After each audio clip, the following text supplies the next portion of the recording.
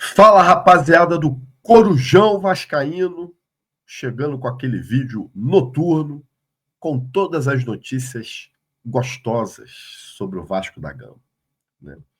E eu vou começar esse vídeo hoje mostrando uma imagem aqui, porque ontem circulou, né, nos grupos de WhatsApp, aí, em algumas lives, né, uma imagem do nosso volante Cocão, né, reapresentação. Para mim, aquela imagem, inclusive, estava manipulada, tá? Mostrando ele com a carona desse tamanho, falando que o cara tinha chegado gordo, tinha comido demais nas férias. Aí a foto de hoje, do treinamento de hoje, pô, o cara tá fininho, entendeu? Porra, nego agora adora pegar no pé de, sabe, de certos jogadores, entendeu? Porra, gosta de arrumar intriga, coisa que onde não tem. Pô, o cara tá fininho, o cara se cuidou, entendeu? Porra, parar com isso, né? Uma outra, né, a situação que eu quero colocar na tela aqui. Hoje o Vasco apresentou tanto o Tietê quanto o goleiro, o Daniel Fusato, né? E o Daniel Fusato, ele publicou nas suas redes sociais aí, né, um vídeo, né, dando boas-vindas aí, vamos dizer assim, né, para a torcida do Vasco. Vamos dar uma olhadinha nesse vídeo aí do Daniel Fusato.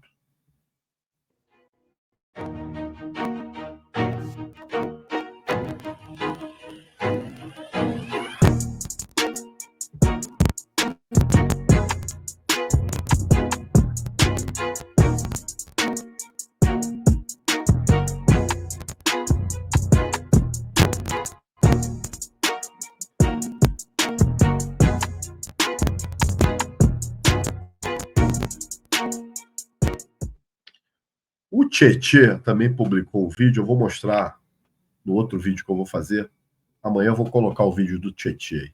Né? Então, o Daniel Fusato também deu uma declaração, né, falando com a torcida do Vasco, estamos juntos, aquelas coisas todas que os jogadores fazem agora, né, quando chegam aí para se apresentar, né, a torcida vascaína. Volto a dizer, é um bom goleiro, né, acho que é uma boa sombra aí para o Léo Jardim, né?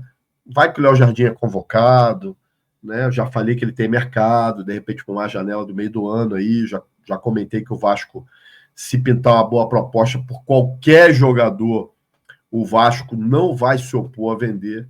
Então eu acho importante a gente ter um goleiro de alto nível também, né, no nosso elenco, né? Colocando aqui na tela também o Robert Rojas, aquele grande zagueiro que a gente tinha aqui, foi anunciado pelo Olímpia do Paraguai, né? O Capasso estava lá, saiu o Capasso, entrou o Rojas.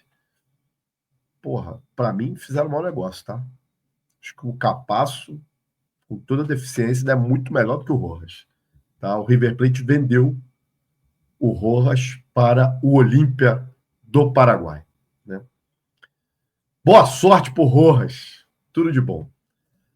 Bom, rapaziada, hoje a gente teve lá no CT a apresentação, né, do técnico Carille, e ele deu uma longa entrevista, né? E eu vou dizer a vocês, cara, eu gostei da entrevista do Carille, tá? Eu que critiquei bastante aqui a contratação do Carille, né, do Carille, mas eu achei ele muito sincerão, tá? Já estou botando os créditos aí para Vasco TV. Eu achei ele no modo sincerão. E isso me agradou. E eu destaquei 3 pontos aqui que eu gostaria de colocar para vocês aí, que o Carille falou para a gente poder discutir. Vamos lá. A gente sabe que futebol e essa ideia de torcedores de variados clubes de que compreendem o jogo mais do que de fato compreendem e até do que conseguem observar, gera rótulos o tempo todo para jogadores, para treinadores. Você, durante muitos anos, foi rotulado como treinador defensivo. Até que ponto esse rótulo te incomoda e quais credenciais que a gente, analisando mais os jogos, consegue ver, você gostaria de expor aos jogadores, aos torcedores, a respeito de outras características da sua forma de trabalhar?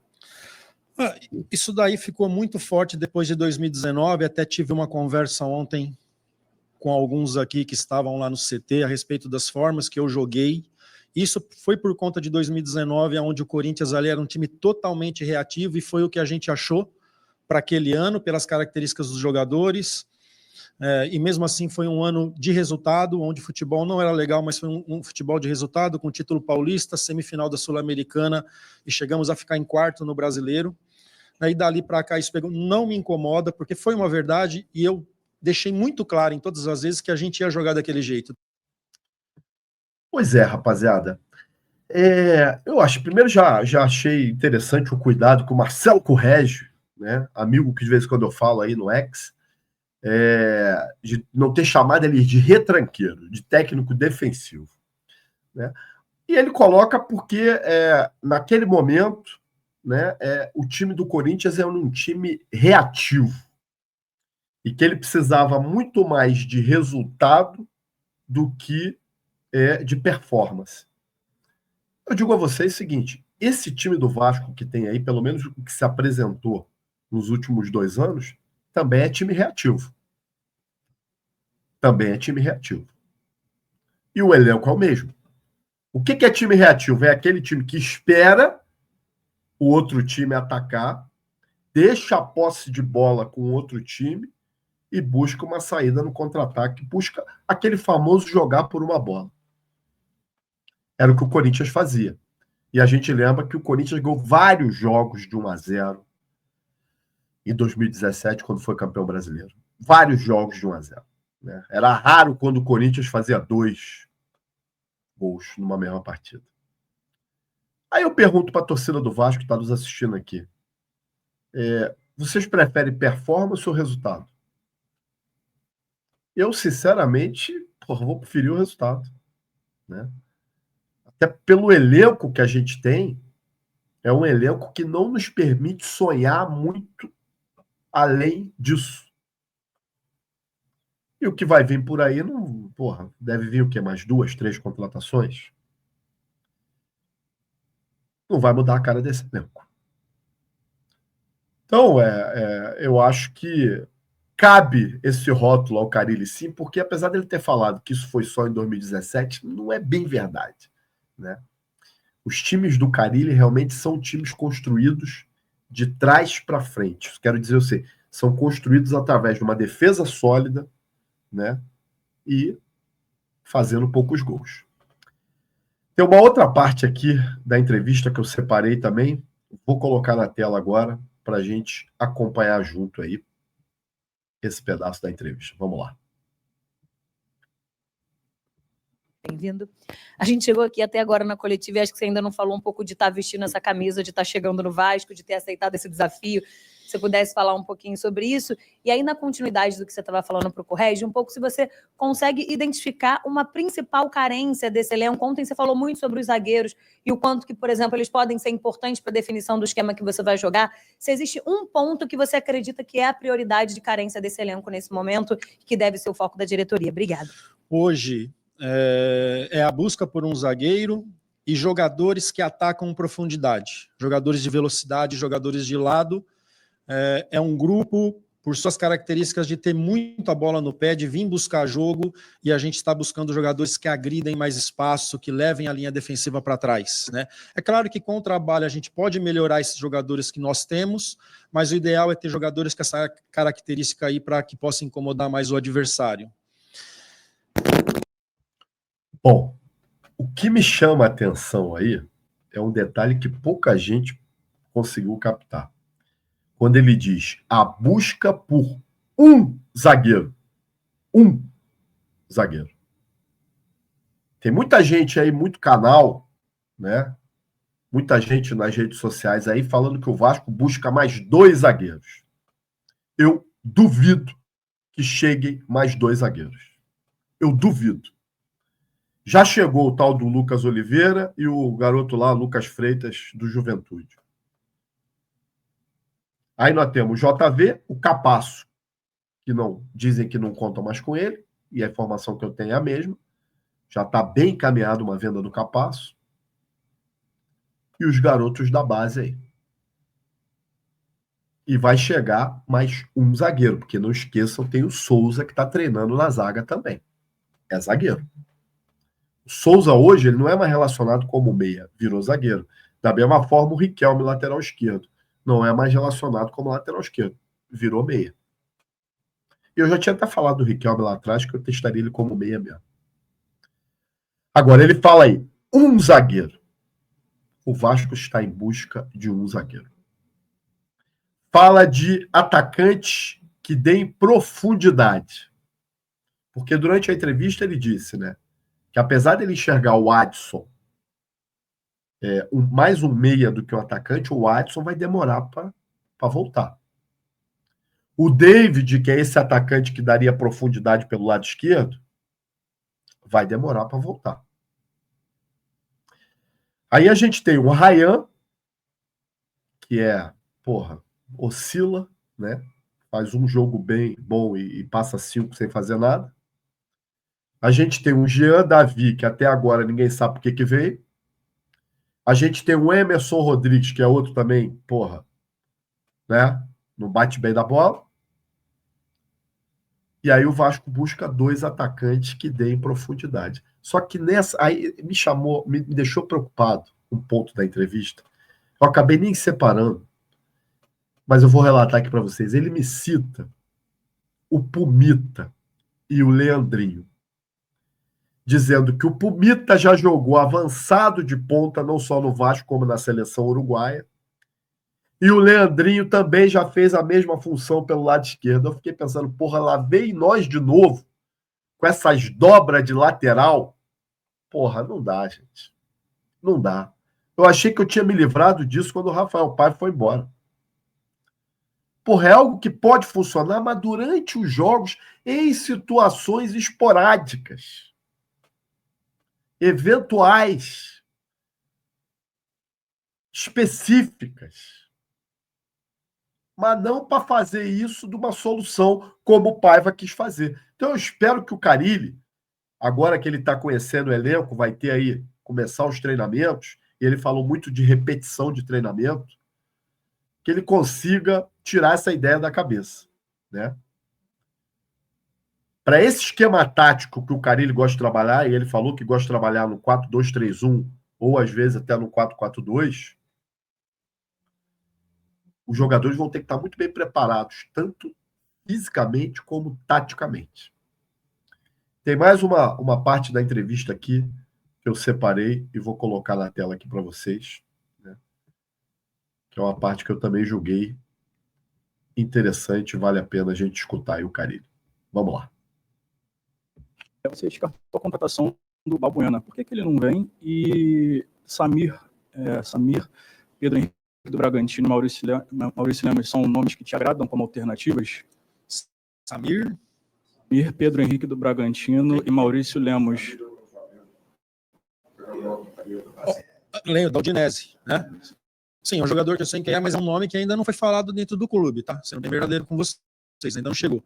O Balbuena tem contrato na Rússia e os russos de cara já descartaram essa possibilidade. O Pedro também foi um jogador que eu lancei ali no Corinthians, ele sobe em 2015, em 2017 ele joga bastante comigo, eu não sei como é que está essa situação do Pedro, né? Do Balbuena está descartado, do Pedro eu não sei como que está, e do Samir ainda não foi falado.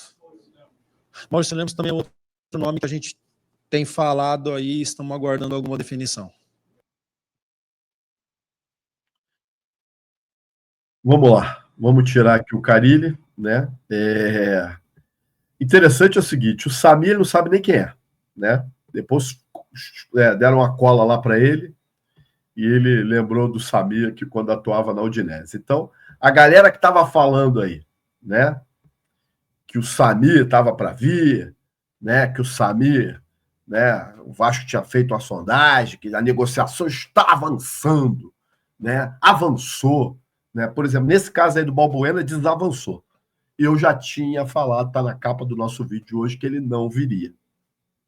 Os russos querem 5 milhões de dólares por ele. Ele tá bem lá no Dinamo, né?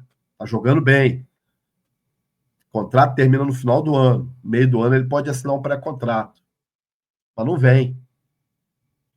O Pedro Henrique, né, que é jogador do Bragantino, o Bragantino não tem intenção de negociar o jogador. Não tem intenção, né? Então, gente, o Balbuena, como eu avisei aí há vídeos atrás, esquece. Eu falei exatamente isso. Esquece, não vem, né? E aí, gente, tá se voltando a ficar forte aí, né? O boato, eu por enquanto trato como boato, né? A vinda desse jogador aí, o Maurício Lemos, zagueiro do Atlético Mineiro, tem contrato até o final do ano também com o Atlético, mas o Atlético não tem intenção de aproveitar o jogador. Informações tratam-se que Vasco, Grêmio, Santos e Peñarol disputam o jogador nessa reta final. O Grêmio deu uma declaração há pouco dizendo que isso não é verdade, que não o nome do jogador não foi falado dentro do clube. O Santos, sim, o Santos confirmou que tem intenção de manter, de contratar o jogador, né? E que está buscando um acordo aí. O Peñarol, a mesma coisa, tem intenção, né? E o Vasco está nessa briga aí. Lá no Atlético Mineiro ele ganha R$400 mil. É o salário dele no Atlético Mineiro.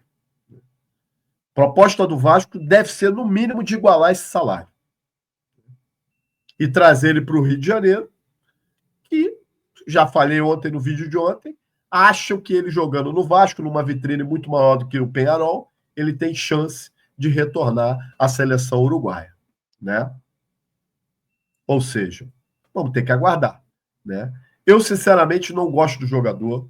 Já falei que jogador que negou o Vasco não deveria vir. O Vasco deveria nem fazer proposta, né? E como eu já disse agora há pouco, o Vasco vai trazer um zagueiro só mais um, eu acho que tinha que ser um zagueiro muito melhor do que esse Maurício Lemos. Muito melhor. Sinceramente, ele, para mim, é do mesmo nível do JV. Eu acho. Eu não acho ele melhor do que o JV, não. Eu acho, então, que deveria trazer um zagueiro melhor, superior. Mas para isso precisa gastar, né? E o Vasco não tem dinheiro para gastar, né? Sobre os extremos aí, os pontas, né, que o Carille está pedindo, né? A informação que nos chega também é a negociação em relação a esse jogador aí, o Gabriel Veron, jogador que foi revelado no Palmeiras, ano passado esteve, né, no Cruzeiro, mas é jogador do Porto, né? É jogador do Porto. Cara, é um jogador que surgiu muito bem nas categorias de base do Palmeiras, como uma grande promessa. Chegou a fazer boas apresentações no Palmeiras. No Cruzeiro, parece que não foi muito bem, né?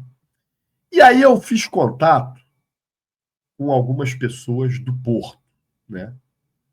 E aí teve um amigo que me respondeu com esse tweet aqui. Eu perguntei para ele o que ele achava do Veron. Olha o que ele me respondeu aí, gente. Ele disse o seguinte, tá? Para quem não está entendendo, vou colocar aqui. Excelente! Eu perguntei o que você achava do Gabriel Veron. Ele, excelente. Para sair à noite e estar no estaleiro, ou seja, machucado. Recuperar de lesões. Podem levar, a gente faz um bom preço. 10 milhões de euros, ainda embrulhamos e mandamos. Embrulha para presente e manda, tá? Para vocês verem como ele é querido lá no Porto. E é esse jogador aí que o Vasco está buscando para ser um dos pontas que o Carille tanto quer. Rapaziada, vascaíno é isso aí.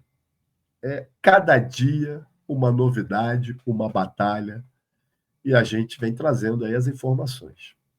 Se você gostou do vídeo, mais uma vez, peço que compartilhe, deixe seu like, se inscreva no Corujão e, quem sabe aí, vire membro também. Um abraço, gente. Até a próxima.